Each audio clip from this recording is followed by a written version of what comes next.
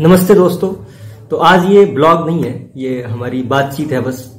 तो इसमें हम शेरो शायरी की बातें करेंगे, लॉकडाउन की बातें करेंगे, 2021 की बातें करेंगे। अब लिखने वाले कैसे रिएक्ट करते हैं माहौल, हाँ जी, तो वो तो लिखेगा ही।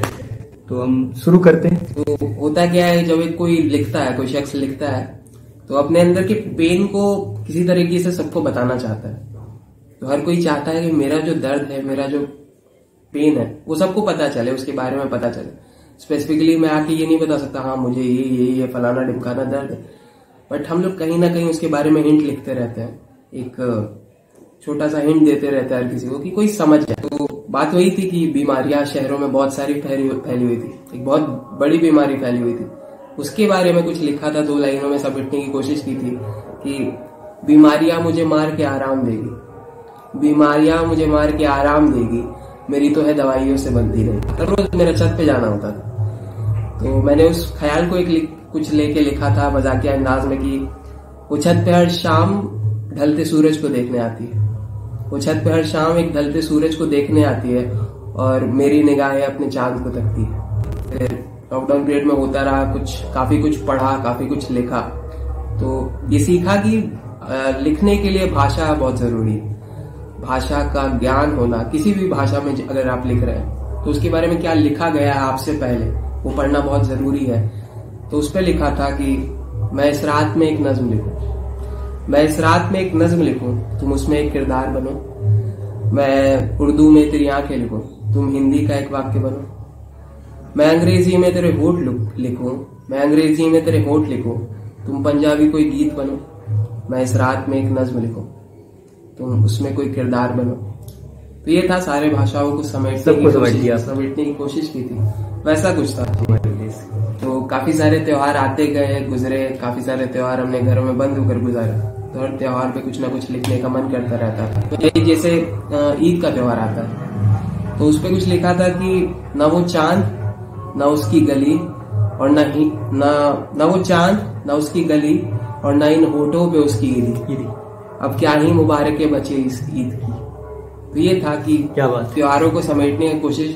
फिर जैसे होली पे लिख दिया कुछ ऐसा कि है पसंद नहीं अब मुझे ये होली भी, रंग बदलते चेहरों को देखकर तुम्हारी याद आती। तो किसी तरह सारे हर त्योहार के बारे में कुछ ऐसा लिख जाना। आपने मतलब लोगों को डिफाइन कर दिया एक तरह से। तो हर लॉकडाउन पीरियड में ये चेंज नहीं हुआ था कि आपके रिलेशनशिप्स, आपके बॉन्ड्स वो तो कंटिन्यूस चल रहे थे, उनको नहीं रोका जा सकता है किसी भी तरह, किसी भी लॉकडाउन, किसी भी बीमारी की वजह से। तो उसके बारे में जो भी पर्सनल लाइफ में होते रहता है उसके बारे में आप कुछ लिखते रहते हैं। जैसे 2 लाइनें छोटे छोटे ख्याल में लिखता रहता हूँ बहुत। तो वो है कि है दिल हमारा उसने भी तोड़ा, है दिल हमारा उसने भी तोड़ा, जो पूछती थी क्या कभी दिल टूटा है तुम्हारा। तो आप अपनी पर्सनल लाइफ को किसी ना किसी तरीके से अपनी राइटिंग के थ्रू सबको बताना चाहते हैं। तो मैं सब कुछ लिखता हूँ वो 2 लाइनों में समेट देता हूँ। उस 2 लाइनों में पूरा सार, उसमें पूरी बातें हुआ जी। इश्क मुकम्मल ना हुआ तो गजल भी अधूरी न छूटी, जो इश्क मुकम्मल ना हुआ तो गजल भी अधूरी न छूटी, जो इश्क ना अधूरा होता तो गजल भी मुकम्मल ना होती। आप में होता है कि लॉकडाउन पीरियड में काफी कुछ हो रहा है आपके साथ, तो वो पुरानी यादें, पुरानी बातें, सब कुछ याद आते रहती है। तो उस पर विशेषकर आप अकेले भी होते हैं जी, तो चीजें काफी अकेला होता है शख्स, तो वो सोचता है कई सारी बातों के बारे में, सोचता है अपने रिलेशनशिप्स, अपने बॉन्ड्स, अपनी फ्रेंडशिप, हर किसी रिश्ते के बारे में सोचता है, अपने बारे में सोचता है। तो छोटी छोटी बातों के बारे में कुछ ऐसा लिख जाना कि हाँ आज से 10 साल बाद, 5 साल बाद अगर मैं ये पढ़ूं तो मुझे याद आ जाए कि वो फीलिंग क्या थी, वो बात क्या थी।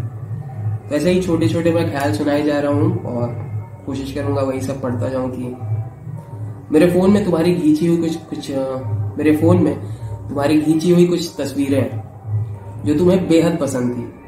अब समझ नहीं आता उन्हें रखूं या मिटा दूं, क्या उन्हें मिटा दूं कि तुम अब साथ नहीं हो, क्या उन्हें मिटा दूं कि तुम अब साथ नहीं हो, या उन्हें रखूं कि अब तुम साथ नहीं हो। तो ये छोटे छोटे ख्याल है जो ये बहुत मुकम्मल बात है अपने आप में, आप देखिए जी, शुक्रिया।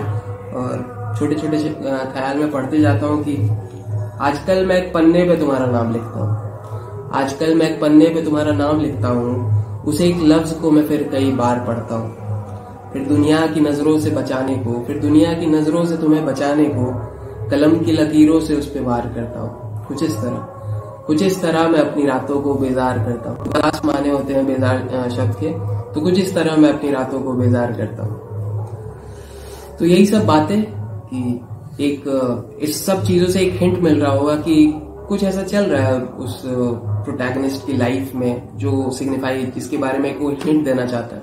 तो सिर्फ अपने बारे में नहीं, आसपास के लोगों के बारे में भी होती है कई बार बात। मेरे बहुत अच्छे दोस्त के बारे में लिखी गई ये सारी बातें, मेरी बातें नहीं है ये सब। तो दूसरों के जज्बात भी इसमें डाले गए हैं। जी बिल्कुल। तो ऐसा है कुछ कि एक छोटा सा ख्याल और है कि तुम्हारे पास मेरा कुछ सामान पड़ा है, तुम्हारे पास मेरा कुछ सामान पड़ा है, मुझे उन चीजों की बहुत जरूरत है।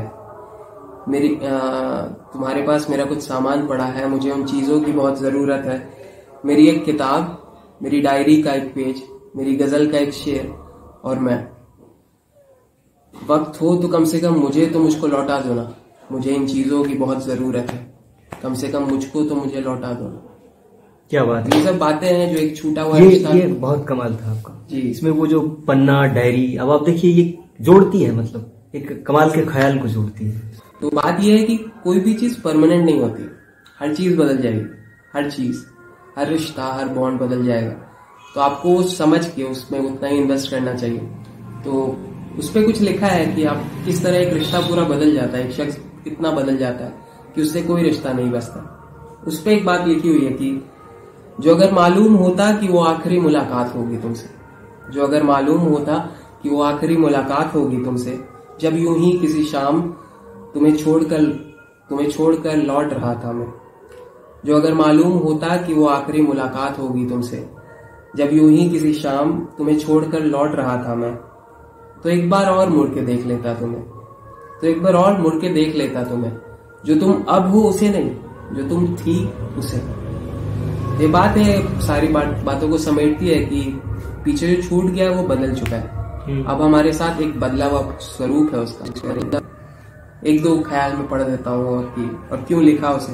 बिल्कुल, आप पढ़िए। ठीक है। तो होता है कि कई बार आप एक पेन के थ्रू, मतलब आप पेन में रहते हैं, बट आपके साथ वाले जो लोग होते हैं उनको आपकी ज्यादा जरूरत होती है। तो अगर उनको आपकी जरूरत है तो आपको वहां अवेलेबल होना पड़ेगा। तो उसपे कुछ लिखा था कि एक रोते हुए शख्स को आंसुओं से लड़ना सिखा रहा था, एक रोते हुए शख्स को आंसुओं से लड़ना सिखा रहा था, रो खुद भी रहा था मगर अपने आंसू छुपा रहा था। कुछ इस तरह एक शख्स अपनी दोस्ती निभा रहा था। और दर्द आपको अगर लग रही है कि भाई आपका दोस्त दर्द में है, तो उस समय आप जब उसको कंसोल करने जाते हैं तो आप नहीं दिखा रहे होते कि हमें भी प्रॉब्लम। तो ये लाइन काफी रिलेटेबल लाइन। अच्छे लिखने वाले जो लोग हैं वो लोग कहते हैं कि जब भी आप कुछ पढ़ें, कुछ लिखा हुआ अपना पढ़ें, तो उसका कॉन्टेक्स्ट, उसको किस संदर्भ में लिखा गया है वो बताए नहीं, ऑडियंस पे छोड़ दें कि वो क्यों लिखा गया है, उसे क्यों सुनना चाहिए, उसका वो कैसे परसीव करते हैं वो ऑडियंस पर रहना चाहिए, जो सुनने वाले उन पे होना चाहिए। तो इन दो लाइनों के साथ मैं छोड़ता हूँ इस बातचीत को कि एक चांद की सोहबत में अपनी रातें गुजारी थी, एक चांद की सोहबत में अपनी रातें गुजारी थी, अब इन तितलियों की रोशनी में दिल मेरा लगेगा नहीं। क्या बात, शुक्रिया, बहुत उम्दा। और अगर आपको ये चीजें अच्छी लगती हैं, ऐसी बातचीत, तो हम आगे भी करेंगे ये बातचीत, अगर आप इसको पसंद करेंगे तो ठीक है, खत्म करते हैं आप इसको।